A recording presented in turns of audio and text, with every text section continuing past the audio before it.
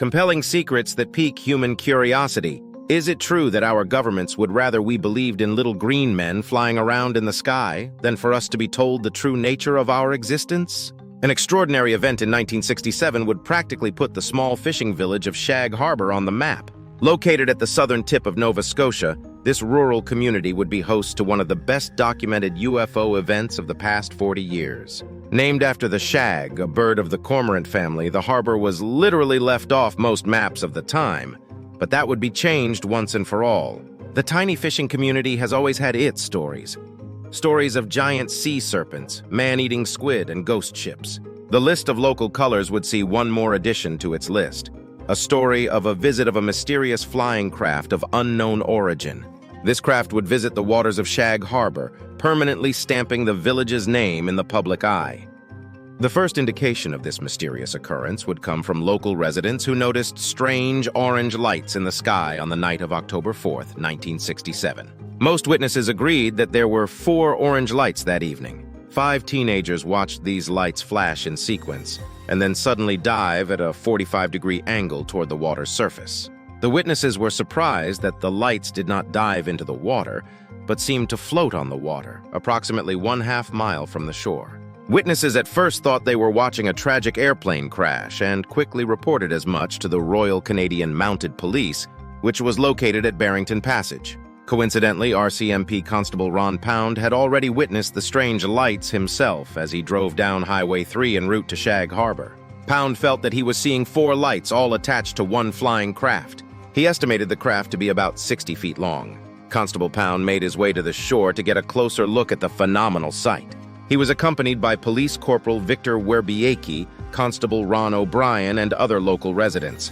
Pound clearly saw a yellow light slowly moving on the water, leaving a yellowish foam in its wake. All eyes were glued on the light as it slowly either moved too distant to be seen or dipped into the icy waters. Coast Guard Cutter number 101 and other local boats rushed to the spot of the sighting, but by the time they arrived, the light itself was gone.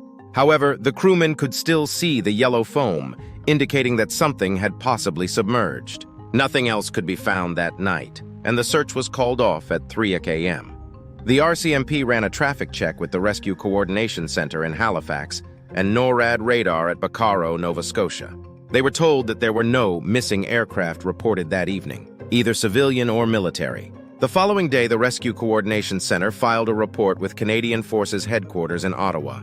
This report stated that something had hit the water in Shag Harbour, but the object was of unknown origin.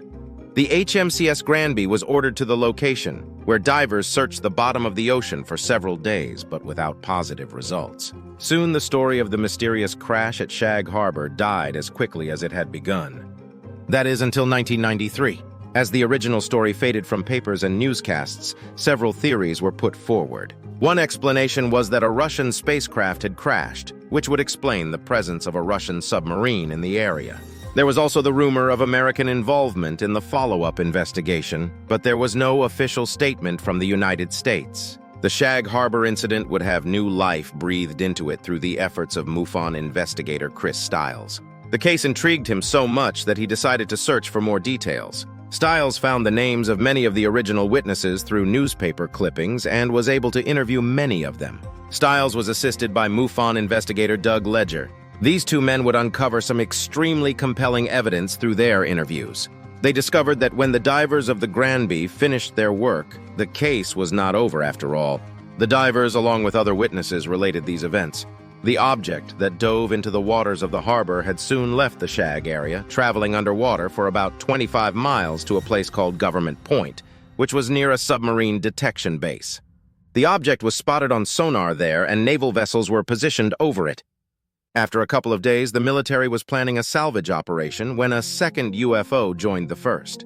The common belief at the time was that the second craft had arrived to render aid to the first. At this time, the Navy decided to wait and watch. After about a week of monitoring the 2 UFOs, some of the vessels were called to investigate a Russian submarine that had entered Canadian waters. At this point, the 2 underwater craft made their move.